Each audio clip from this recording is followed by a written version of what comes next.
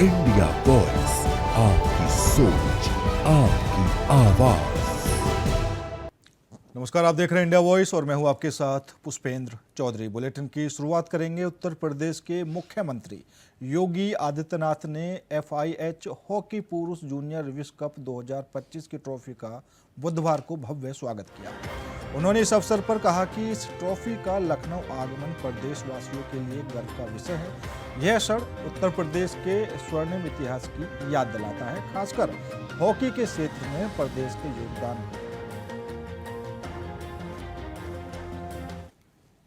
Major Dhyanchand इसी उत्तर प्रदेश की धरती में जन्म लिए थे और उनके नेतृत्व में भारतीय हॉकी टीम ने 3 ओलंपिक में हॉकी के लिए भारत के लिए गोल्ड मेडल जीतने में सफलता प्राप्त की थी। उत्तर प्रदेश के अंदर ही मेजर ध्यानचंद की स्मृतियों को बनाए रखने के लिए हमारी सरकार मेरठ में मेजर ध्यानचंद स्पोर्ट्स यूनिवर्सिटी का निर्माण कार्य कर रही है, जिसमें पहला सत्र इस वर्ष से प्रारंभ हो चुका है। इसके साथ ही भारतीय हॉकी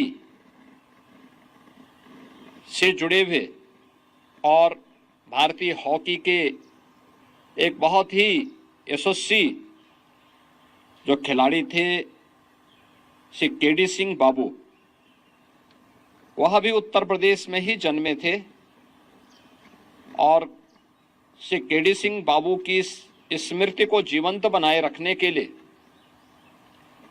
बाराबंकी में स्थित उनके पैतृक आवास को एक बेहतर म्यूजियम के रूप में बनाने के लिए उत्तर प्रदेश सरकार ने उस हवेली को लेकर के और उसमें KD सिंह बाबू और हॉकी इंडिया के एक अच्छे म्यूजियम को बनाने की कार्रवाई वहां पर वर्तमान में राज्य सरकार की चल रही है। इसके साथ ही उत्तर प्रदेश ने अनेक ऐसे हॉकी के खिलाड़ी दिए हैं जिन लोगों ने हॉकी इंडिया को गौरवान्वित करके भारत को दुनिया में एक सम्मान दिलाया है।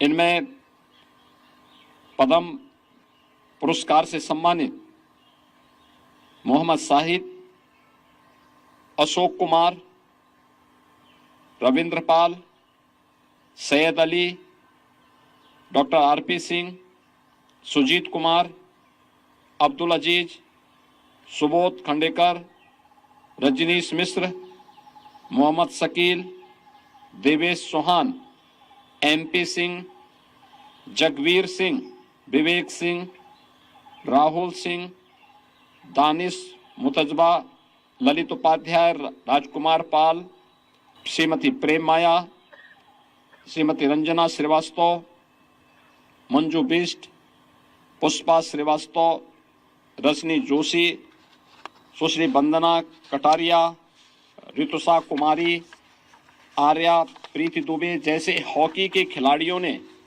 प्रदेश का और देश का भी गौरव इस क्षेत्र में बढ़ाया है। राघोपुर विधानसभा क्षेत्र से राजद उम्मीदवार तेजस्वी यादव ने कहा कि प्रशासन के लोगों पर दबाव डालने की जो रणनीति है उसे हम, आप और बिहार के सभी लोग जानते हैं। सर्वे चलाया गया है और पूरा प्रयास किया जाएगा कि काउंटिंग को धीमा किया जाए। मतगणना की पूरी प्रक्रिया को धीमा करवाया जाएगा। जहां बम ब्लास्ट और अन्य घटनाएं हुई हैं वहां कोई कार्रवाई नहीं की जाएगी, लेकिन लोकतंत्र की हत्या के लिए ये लोग सेना से बिहार के सभी जिलों में फ्लैग मार्च तक करवाएंगे ताकि लोगों में दहशत पैदा हो सके। सब लोगों को धन्यवाद है। चुनाव का मतदान खत्म हो चुका है। 2 चरण में ये चुनाव हुआ। हम सबसे पहले महागठबंधन के सारे नेताओं को, सारे कार्यकर्ताओं को और सभी बिहार की जनता को दिल से धन्यवाद देना चाहते हैं कि इस लोकतंत्र के पर्व में बढ़ चढ़ करके बिहार की जनता ने जिस हिसाब से मतदान किया है, एक ऐतिहासिक जो मतदान किया है, रिकॉर्ड मतदान किया है, इसके लिए सभी हमारे बिहार के लोगों को धन्यवाद हम देना चाहते हैं। और चुनाव खत्म होने के बाद सभी लोगों से जो हम लोगों ने फीडबैक लिया, जो हम लोगों को सूचना मिली, बेहद पॉजिटिव सूचना हम लोगों को मिली है। और पहले इस तरह का फीडबैक नहीं आता था जो फीडबैक इस बार आया है। आप कह सकते हैं कि 95 का जो चुनाव का जो फीडबैक था, उससे भी बेहतर फीडबैक हम लोगों को इस बार जो है मिला है। सभी लोगों ने भारी मतदान करके इस सरकार के खिलाफ वोट किया है और इस बार बदलाव जो है होने जा रहा है। कहीं इफ एंड बट की भी गुंजाइश नहीं रह गई है। हम सब लोग जो कार्यकर्ता जिन्होंने दिन रात पार्टी के लिए मेहनत की, उनको भी दिल से धन्यवाद देते हैं। अब 2020 की अगर तुलना की जाए इस बार, तो 72 लाख लोगों ने ज्यादा मतदान किया है। 72 लाख मतलब इट्स अ ह्यूज नंबर, बड़ा ये आंकड़ा है। अगर 72 लाख को अगर हम 243 विधानसभा में बांटे तो 29,500 के आसपास हर विधानसभा में वोट जो है वो पड़े हैं। यानी ये वोट कोई नीतीश जी को बचाने के लिए नहीं पड़े भैया, ये सरकार को बदलने के लिए, वोट फॉर चेंज के लिए वोट पड़े हैं। वोट फॉर चेंज के लिए 72 लाख वोट पड़े हैं। पूरे बिहार में सरकार बदलने जा रही है और ये कोई 72 लाख लोगों ने नीतीश जी को बचाने के लिए चुनाव में मतदान नहीं किया, बल्कि बदलाव के लिए जो है, परिवर्तन के लिए जो है 72 लाख लोगों ने वोट फॉर चेंज जो है किया है। प्रशासन के लोगों पर जो दबाव डालने की जो रणनीति है, वो हम आप बिहार के लोग सब जानते हैं। हकीकत बिहार के लोग, बिहार की जनता सब समझती है। और इस बार देखिएगा, अभी सर्वे चलाया गया और पूरा प्रयास किया जाएगा कि काउंटिंग को स्लो किया जाए। पूरी प्रक्रिया काउंटिंग की स्लो ये लोग करवाएंगे। दहशत जो है जिला हेडक्वार्टर्स में पैदा करेंगे। जहां बॉम्ब ब्लास्ट होगा वहां कोई कार्रवाई नहीं करेंगे, जहां घटनाएं होंगी वहां कोई कार्रवाई नहीं करेंगे। लेकिन लोकतंत्र की हत्या के लिए ये लोग मिलिट्री से फ्लैग मार्च बिहार के पूरे जिले में करवाएंगे, ताकि एक दहशत जो है लोगों के बीच जो है पैदा हो सके। आप देखिएगा, पिछले बार भी लोगों ने 2020 में बदलाव के लिए जो है, परिवर्तन के लिए वोट दिया था। वो तो बेईमानी हुई, मात्र 12,000 का अंतर रहा। इस बार तो क्लीन स्वीप हम लोग हो रहे। महागठबंधन भारी मैसिव विक्ट्री जो है महागठबंधन की इस बार होने जा रही है। ये काउंटिंग को, प्रोसेस को स्लो कराएं या जिला हेडक्वार्टर में ये लोग फ्लैग मार्च कराएं, लेकिन हमारे लोग अब डरेंगे नहीं, वोट चोरी रोकेंगे और लोकतंत्र की रक्षा करेंगे, चाहे जो कुर्बानी देना पड़ेगा। इस बार काउंटिंग में बेईमानी नहीं होने। बिहार विधानसभा चुनाव को लेकर आए एग्जिट पोल पर केंद्रीय गृह मंत्री राज्य मंत्री नित्यानंद राय का बड़ा बयान सामने आया है। उन्होंने कहा कि एग्जिट पोल में जो नतीजे दिख रहे हैं वह जनता की मुहर का प्रतीक है। राय ने दावा किया कि एनडीए 2/3 बहुमत से अधिक सीटें जीतकर बिहार में सरकार बनाएगा। उन्होंने कहा कि बिहार में प्रधानमंत्री नरेंद्र मोदी के काम और नाम का असर साफ दिख रहा है। वहीं मुख्यमंत्री नीतीश कुमार ने महिला, युवा और किसान कल्याण के लिए बेहतरीन काम किए हैं। विपक्ष पर तंज कसते हुए राय ने कहा कि विपक्ष एग्जिट पोल नहीं मान रहा, पर दिल से जानता है कि जनता ने किसे चुना है। परिणाम आने पर सब मान जाएंगे। की जो आवाज़ है और एनडीए सरकार के लिए जो मुहर है वही एग्जिट पोल में दिखाया जा रहा है और मुझको तो लग रहा है कि उससे भी ज़्यादा एनडीए के पक्ष में सीटें आएंगी। 2/3 बहुमत से भी ज़्यादा सीटें लेकर एनडीए सरकार बनाएगी।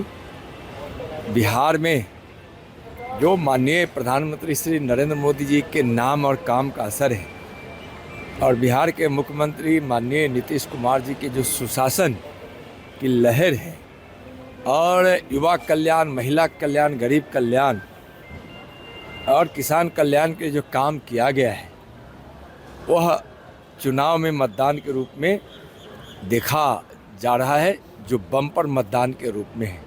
एनडीए की सरकार बनेगी, भारी बहुमत के साथ बनेगी। लोगों को विश्वास है माननीय प्रधानमंत्री जी में, माननीय मुख्यमंत्री जी में। मान तो रहा ही है, दिल तो उनका मान ही रहा है, लेकिन वह नहीं मान रहे हैं।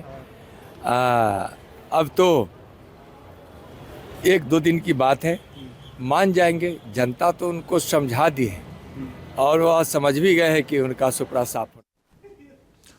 फिलहाल रुकेंगे छोटे से ब्रेक के लिए। ब्रेक के बाद खबरों का सिलसिला लगातार जारी है। ब्रेक के बाद एक बार फिर आप सभी का स्वागत है। रुक करेंगे अगली खबर का। बिहार के डिप्टी सीएम विजय कुमार सिन्हा ने कांग्रेस नेता राहुल गांधी और आरजेडी नेता तेजस्वी यादव पर तीखा प्रहार किया है। उन्होंने कहा कि पप्पू और अप्पू की यह जोड़ी अपनी सोच पर नहीं बल्कि एक टीम द्वारा लिखे मुद्दों पर बिना पुष्टि किए बोलती है। सिन्हा ने कहा कि एसआईआर को लेकर विपक्ष ने आंदोलन तो किया, लेकिन जनता ने उनका साथ नहीं दिया क्योंकि लोग एसआईआर से खुश हैं। उन्होंने राहुल गांधी पर संवैधानिक संस्थाओं पर सवाल उठाने का भी आरोप लगाया और कहा कि इसी वजह से कांग्रेस दहाई के आगे तक नहीं पहुंच पा रही। पप्पू अप्पू की जोड़ी बिना सोचे बोलती है। सिन्हा एसआईआर पर आंदोलन हुआ फ्लॉप।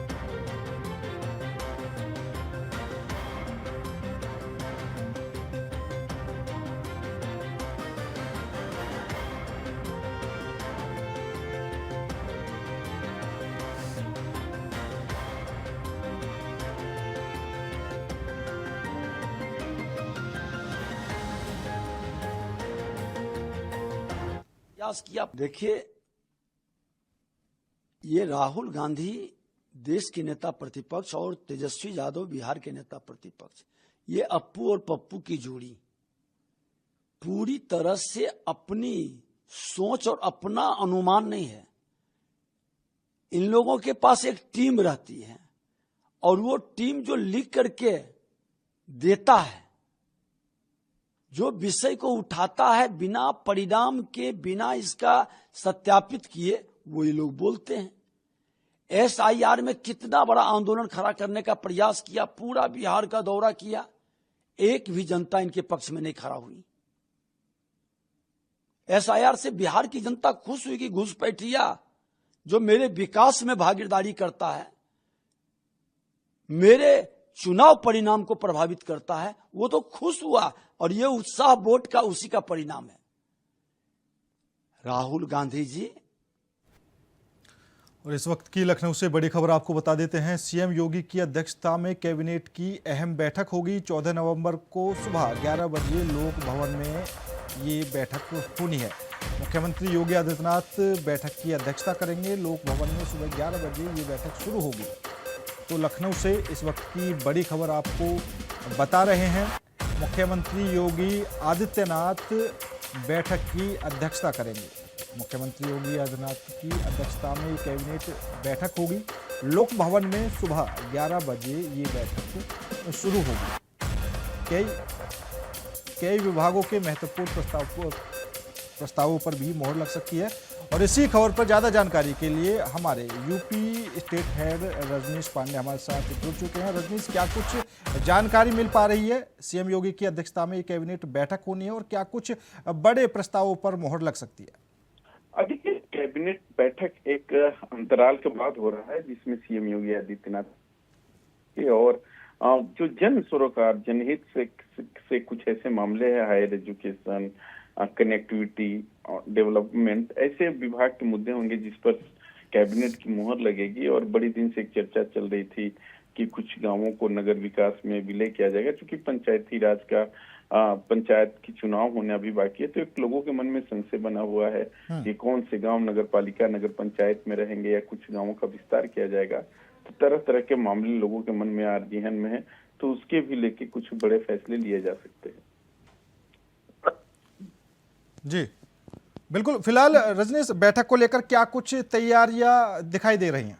देखिए, कोई बैठक में, चूंकि कैबिनेट की जो बैठक होती है इसमें केवल कैबिनेट मंत्री शामिल होते हैं और ये कैबिनेट बैठक एक रूटीन प्रक्रिया होती है। कुछ ऐसे नियम होते हैं जो प्रदेश के विकास कराने में कैबिनेट का प्रस्ताव लगना जरूरी होता है। एक कैबिनेट नोट होता है और पहले भी होता रहा है, ऐसी कोई उसके लिए खास तैयारी नहीं होती है। सरकार अपनी एजेंडा बताती है, उसके बाद एक कैबिनेट की बैठक होगी। इसके पहले भी एक कैबिनेट की बैठक हुई थी जिस पर नोट कैबिनेट बोला जाता है, जिनमें प्रस्ताव भेज के घर से मंत्रियों से मंगवा लिया जाता है। लेकिन चूंकि बैठक लोक भवन में होगी, लोक भवन में होता भी रहा है, इसके पहले 5KD में भी बैठक होती रही है, तो उसको लेके कोई खास तैयारी नहीं होती है। एक दिन होता है, उस दिन को होता है। हालांकि योगी आदित्यनाथ की सरकार हमेशा से मंगलवार को ही कराती रही है। विशेष परिस्थिति में समय दिन चेंज हो जाता है, जगह भी बदल जाती है, लेकिन जन सरोकार जनहित से जुड़े मामले होंगे, उसी पे मुहर लगेगी। ठीक है रजनीश, आप हमारे साथ बने रहिए। सीएम योगी की अध्यक्षता में कैबिनेट की बैठक होनी है। फिलहाल बढ़ते हैं अगली बड़ी खबर की ओर। शाहीन बनी जमात उल मोमिनात की भारत में चीफ कमांडर। ये एक बड़ी खबर आपको बता रहे हैं। शाहीन बनी जमात उल मोमिनात की भारत में चीफ कमांडर शोभाए दावत कार्यक्रम और महिला आतंकियों की ट्रेनिंग की ये जिम्मेदार हैं। तो बड़ी खबर आपको बता रहे हैं। दोहराए तस्किया ट्रेनिंग में महिलाओं को ब्रेन वॉश भी किया था। भारत के खिलाफ जिहाद के लिए तैयारी की जा रही थी। ऑनलाइन क्लासेस के जरिए महिलाओं को जैसे मोहम्मद से जोड़ने की तैयारी का भी मकसद था। महिला टीम लीडर बनाकर ज़्यादा से ज़्यादा महिलाओं को आतंकी संगठन से जोड़ना शाहीन का प्लान था। शोभाए दावत फिलहाल डिकोड हुआ है। जमात उल मोमिनात की भारत में ये चीफ कमांडर है। तो इसी खबर पर ज़्यादा जानकारी के लिए रजनीश पांडे हमारे साथ बने हुए हैं। रजनीश, क्या कुछ ये पूरा मामला है और क्या कुछ जानकारी फिलहाल मिल पा रही है? थोड़ा मैं पुष्पेंद्र आपसे कहूंगा कि एक बार खबर और ब्रीफ कर दे। जैसे मोहम्मद से जोड़ने की तैयारी में थी और जमात उल मोमिनात की जो भारत में चीफ कमांडर है शाहीन, उनके बारे में सूचनाएं मिल रही हैं। देखिए, शाहीन पढ़ी लिखी महिला थी, डॉक्टर थी, और सोचने वाली बात है कि एक जो परसेप्शन बना था कि आतंकवादी पढ़े लिखे लोग नहीं होते हैं, लेकिन इसका उल्टा इसमें जिस तरीके से एक प्लान बनाए थे, प्लान शोभाए दावत डिकोड हुआ है। आतंकी जो है मौजूद अजहर की बहन सादिया अजहर करती थी। जमात उल मोमिनात का लीडरशिप वही थी और इसको जिम्मेदारी इसको बड़ा करने की, विस्तार करने की जिम्मेदारी डॉक्टर शाहीन को मिली थी। शाहीन उन्हीं लड़कियों को टारगेट पे रखी हुई थी जिनकी कट्टरपंथी सोच पहले से थी, अपने इस्लाम के प्रति, समाज में जहरीला सोच रखती थी। उन लोगों को टारगेट दिया गया था कि ये लोग आसानी से मोटिवेट हो सकते हैं और इनको अपने टीम में शामिल किया जाता था। महिला आतंकियों के लिए दौराए तस्किया नाम की शुरुआती ट्रेनिंग का जिम्मा भी शाहीन को ही दिया गया था, क्योंकि देखिए इस टाइप की ट्रेनिंग कराने के लिए एक फंड की रिक्वायरमेंट होती थी, जो पूरा फंड शाहीन को मिलता था। और इस ट्रेनिंग में नए महिलाओं को, जैसे कि मैंने पहले ही आपको बताया, कि ब्रेनवॉश किया जाता था, उन्हें समझाया जाता था कि जन्नत में जाने के लिए भारत के खिलाफ जिहाद करना जरूरी है। और आप समझ सकते हैं कि कट्टरपंथी सोच के लोग किस हद तक क्या करते हैं, उनको लगता है कि वहां जन्नत मिलेगी, वहां नूर मिलेगी, तो तमाम ऐसी बातें होती थी। मजहब की किताब महिलाओं के लिए भी जिहाद करने के बारे में बताया जाता था, उनकी ट्रेनिंग दी जाती थी। आज शाहीन का मकसद ज्यादा से ज्यादा टीम बनाए जाने को था, जिसके जरिए महिलाओं को जैसी मोहम्मद में जोड़ा जा सके। देखिए एक चेन चलता है पुष्पेंद्र, ये समझने के लिए थोड़ा सा वक्त देना पड़ेगा। जैसे एक आदमी, जैसे आप मार्केटिंग का बिजनेस होता है, आपने एक को जोड़ा, एक ने दो को जोड़ा, दो ने 6 को जोड़ा, 3 लोगों की पूरी सोच थी कि एक बड़ा चेन बनाया जाए। हालांकि यहाँ की आईबी की सक्रियता, पुलिस की सक्रियता, हालांकि जो दिल्ली में हुआ दुर्भाग्यपूर्ण घटना था, हो गई, लेकिन कहीं ना कहीं जिस तरीके से विस्फोटक सामग्री रिकवर किया गया कुंटल में, उससे बड़ी तबाही हो सकती थी। तो कहीं ना कहीं महिलाओं को एक बड़ी बात है कि सुसाइड बॉम्बर बनाने की जो प्लानिंग थी उसको शाहीन लेके ट्रेनिंग दे रही थी। और अक्सर जो मूवीज में आप पता है, और एलटीटी ने जिस तरीके से पूर्व प्रधानमंत्री राजीव गांधी की हत्या की थी, महिला बॉम्बर, तो ये थोड़ा सा चैलेंज तो है, सुरक्षा एजेंसियों के लिए भी चैलेंज है। लेकिन कहीं ना कहीं यहाँ की जो पुलिस है, एटीएस है, एनआईए है, जांच करे कि इसमें कहाँ तक इनकी प्लान बना हुआ है, किस किस की और भी गिरफ्तारी होगी। जो भी गिरफ्तारी होगी सबसे पहले। बिल्कुल ठीक है रजनी, ज्यादा जानकारी देने के लिए आपका बहुत बहुत धन्यवाद। बढ़ते हैं अगली खबर की ओर। दिल्ली में हुए धमाके के बाद पंजाब में भी सुरक्षा व्यवस्था कड़ी कर दी गई है। इसी क्रम में आज पटियाला पुलिस ने सार्वजनिक स्थानों पर व्यापक चेकिंग अभियान चलाया। एसएसपी पटियाला वरुण शर्मा के निर्देशन में रेलवे स्टेशन सहित कई भीड़ भाड़ वाले इलाकों में तलाशी अभियान चलाया गया है। वहीं एसएसपी ने बताया कि जिले में अंतर्राज्यीय नाकाबंदी की गई है ताकि कोई संदिग्ध व्यक्ति या गतिविधि प्रवेश ना कर सके। उन्होंने कहा कि पटियाला में शांति व्यवस्था बनाए रखने के लिए जगह जगह चेकिंग जारी है और रात में भी नाकाबंदी की जाएगी। पुलिस प्रशासन सतर्क है और किसी भी अप्रिय घटना को रोकने के लिए पूरी तरह से तैयार है। डीजीपी पंजाब के दिशा निर्देश सारे सूबे ते उसे लड़ी च पटियाले जिले च भी अज रेलवे स्टेशनस का कॉर्डन एंड सर्च ऑपरेशन किया गया, क्योंकि सिक्योरिटी इनपुट काफ़ी सानू ऑन टोज रख रहे। जिमें कि आप बीते दिन वेख्या कि न्यू दिल्ली च भी एक वारदात हुई है, तो उहदे बाबत सारा पंजाब ते पटियाला बिल्कुल हाई अलर्ट ते ने। हरेक SHO, DSP, SP समान ते सीनियर अफसर सारे फील्ड च जिहड़ी क्राउडेड मार्केट प्लेसिस ने या क्राउडेड प्लेसिस ने, उन्हां सारियां दी असी डोमिनेशन कर रहे हैं, फुट पेट्रोलिंग कर रहे हैं, नाकाबंदी कर रहे हैं। आने वाले कुछ दिनों तक ये मुहिम जिहड़ी आ ये जारी रहूगी। Sir border area Patiala sir, border जिमें बॉर्डर से सर लाया जी कोई? हाँ जी बिल्कुल जी, इंटर डिस्ट्रिक्ट नाकाबंदी भी असी की है, बीते दिन इंटर स्टेट नाकाबंदी भी की सी।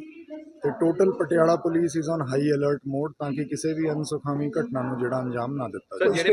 पीजीआं दे विच रह रहे ने उन्हां नूं भी वार्निंग वगैरह दी? बहुत तुहाडा वाजिब सवाल है जी। जिहड़े भी पीजीज़ च रह रहे हैं उन्हां दी भी सारियां दी टेनेंट वेरीफिकेशन कराई जाऊगी। जिहड़े भी होटलों च या बाकी किसी भी होटल सराह धर्मशाला वगैरह च जिहड़ा वेटर स्टाफ आ या जो भी जिन्हां दी भी वेरीफिकेशन की लोड़ है वो सारी वेरीफिकेशन हाँ जी कल भी हुई सी। फिलहाल मेरे साथ इस बुलेटिन में इतना ही। बाकी देश और दुनिया की तमाम खबरों के लिए देखते रहिए इंडिया वॉइस।